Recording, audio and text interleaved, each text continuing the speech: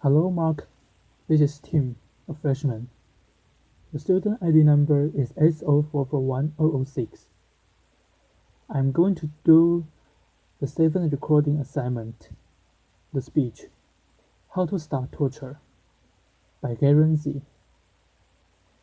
In 1994, I walked into a prison in Cambodia, and I met a 12-year-old boy who had been tortured and was denied access to counsel. And as I looked into his eyes, I realized that for the hundreds of letters I had written for political prisoners, that I would never have written a letter for him, because he was not a 12-year-old boy who had done something important for anybody. He was not a political prisoner. He was a 12-year-old boy who had stolen a bicycle. What I also realized at that point was that it was not only Cambodia, but of the 113 developing countries that torture, 93 of these countries have all passed laws that say you have a right to a lawyer and you have a right not to be tortured. And what I recognized was that there was an incredible window of opportunity for us as a world community to come together and end torture as an investigative tool. We often think of torture as being political torture or reserved for just the worst. But, in fact, 95% of torture today is not for political prisoners. It is for people who are in broken down legal systems. And unfortunately, because torture is the cheapest form of investigation, it's cheaper than having a legal system, cheaper than having a lawyer and early access to counsel. It is what happens most of the time. I believe today that it is possible for us as a world community. If we make a decision to come together and end torture as an investigative tool in our lifetime, but it will require three things. First is the training, empowerment, and connection of defenders worldwide. The second is ensuring that there is systematic early access to counsel. And the third is commitment. So, in the year 2000, I began to wonder, what if we came together? Could we do something for these 93 countries? And I founded International Right to Justice, which has a specific mission of ending torture as an investigative tool and implementing due process rights in the 93 countries by placing trained lawyers at an early stage in police stations and in courtrooms. My first experiences, though, did come from Cambodia, and at the time I remember first coming to Cambodia and there were, in 1994, still less than 10 attorneys in the country because the Khmer Rouge had killed them all. And even 20 years later, there was only 10 lawyers in the country. So consequently, you walk into a prison and not only would you meet 12-year-old boys, you meet women and you would say, "Why are you here?" Women will say,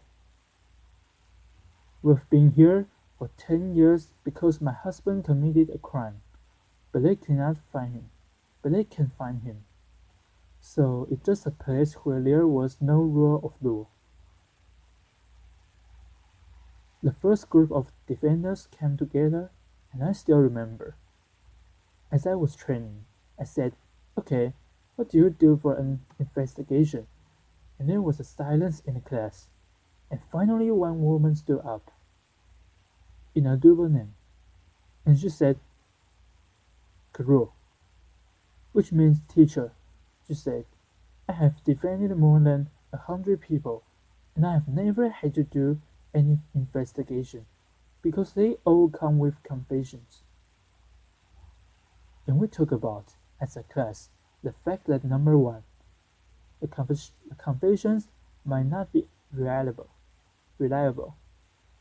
But number two, we did not know to encourage the police to keep doing this, especially as it was now against the law.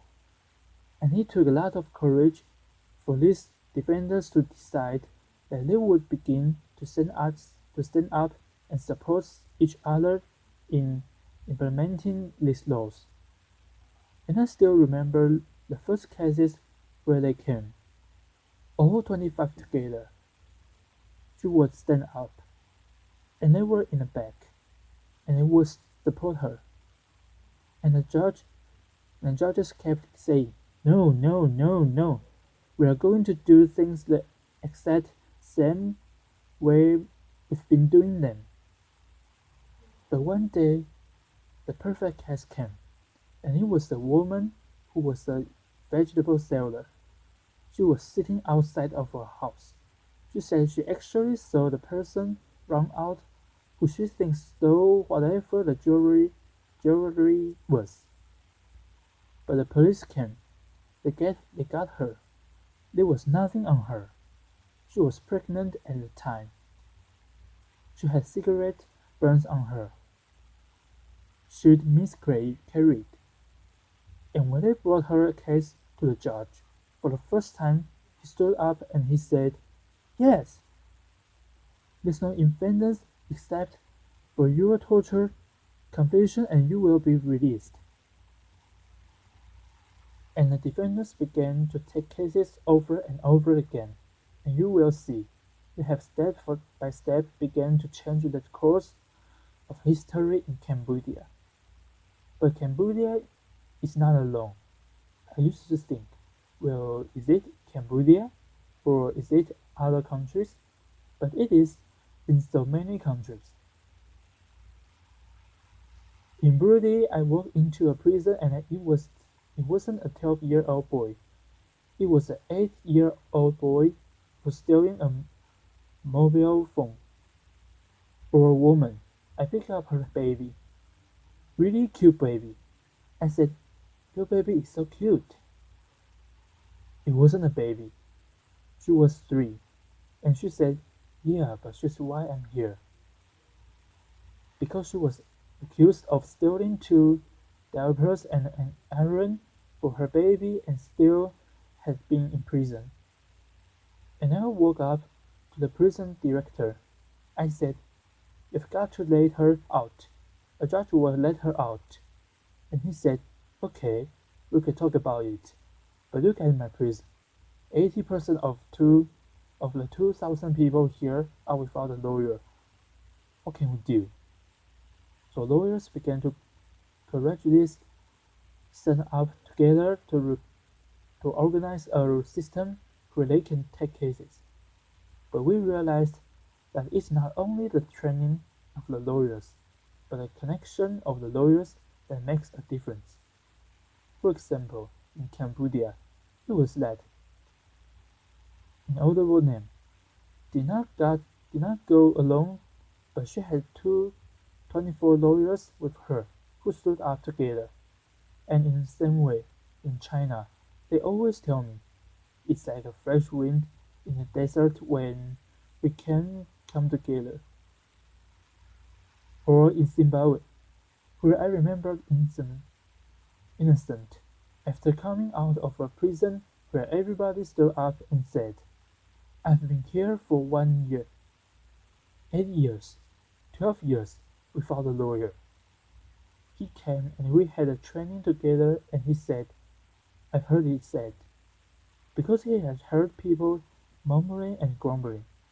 I have heard it said that we cannot help to create justice because we do not have the resources. And then he said, but I want you to know that the lack of resources is never an excuse for injustice. And with that, he successfully organized 68 lawyers who have been systematically taking the cases. The key that we see, though, in training and then early access. I was recently in Egypt and was inspired to meet with another group of lawyers. And what they told me is that they said, hey, look, we don't have police on the street now. The police are one of the main reasons why we had the revolution. They were torturing everybody all the time. And I said, but there's been tens of millions of dollars that have recently gone into the development of the legal system here. What's going on? I met with one of the development agencies, and they were training prosecutors and judges, which is the normal bias, as opposed to defenders. And they showed me a manual which actually was an excellent manual. I said, I'm gonna copy this. It had everything in it. Lawyers can come at the police station. It was perfect. Prosecutors were perfectly trained. But I said to them, I just have one question, which is, by the time that everybody got to the prosecutor's office, what had happened to them? And after a pause, they said they had been tortured. So the pieces are not only the training of the lawyers, but us finding a way to systematically, implementarily access to counsel, because they are the safeguard in system for people who are being tortured. And as I tell you this, I'm also aware of the fact that it sounds like, oh okay, it sounds like we could do it. But can we really do it? Because it sounds big, and there are many reasons why I believe it's possible.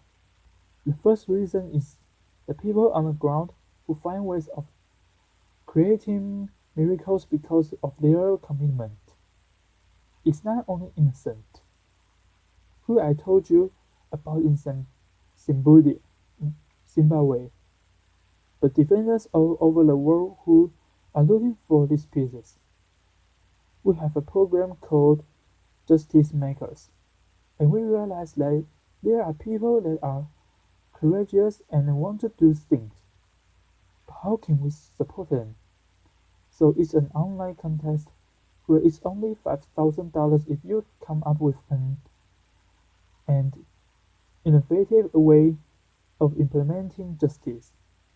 And there are 30 justice makers throughout the world, from Sri Lanka to Swaziland